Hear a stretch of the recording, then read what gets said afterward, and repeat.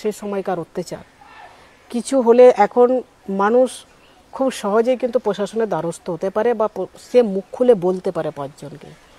তখন সে সময় কিন্তু সেই সুযোগটা ছিল না, মেয়েদের দিক থেকে একদমই ছিল না। আবার পুরুষরাও যদি তার প্রতিবাদ করতে যেত তাহলে তাকে কিন্তু আগে তার পরের দিনই বলতো তো দেখা করিস মানে কোন জায়গায় দেখা করিস, লালঘরেতে গিয়ে দেখা করিস। কারণ সে ঘটনা আমার বাবার সাথেও ঘটেছে বলে আরও আমি বেশি ভালো করে বলতে পারছি। তো এমন কিছু কিছু ঘটনা ঘটেছে, আমরা প্রশাসনের দ্বারস্থ হতে গেছি, সে জায়গাতে আমরা বলতে পারিনি।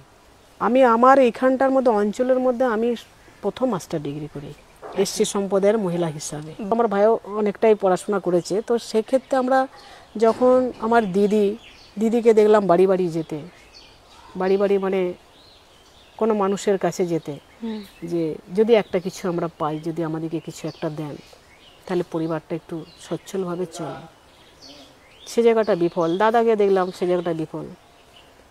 আমার তরফ থেকেও আমি পুরো হাল ছেড়ে দিলাম যে আমরা যখন সবাই যাচ্ছি, ভালোবাসার জায়গা থেকে প্রত্যাখ্যানটা আমরা পেয়ে বেশি এসেছি। মানে চিরকুটের চাকরি সেই সময় হচ্ছিল, তাই তো? এক কথায় তো চিরকুটের চাকরি। চোখের সামনে দেখতে পাচ্ছেন যে আপনি এতটা যোগ্য হওয়া সত্ত্বেও আপনি চাকরি পাচ্ছেন না, এবং চিরকুটের জন্য এখন যে চিরকুটলে এত উথলা, এত ব্যতিব্যস্ত, এত কিছু, তো চোখের সামনে তো দেখেছি। আমি যে সময়কার কথা বলছি সে সময় কি তাহলে কি নিয়োগ কিছু ছিল না?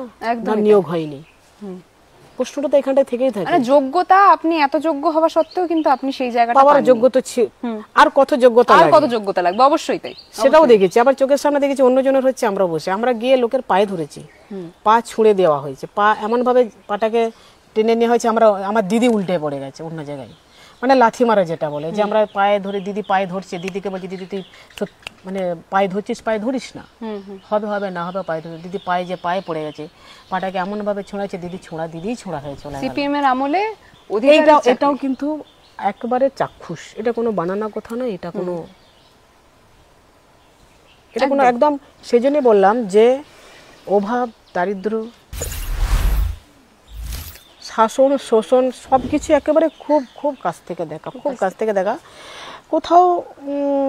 কোথাও একটা যন্ত্রণার জায়গা বিশালভাবে কাজ করেছে।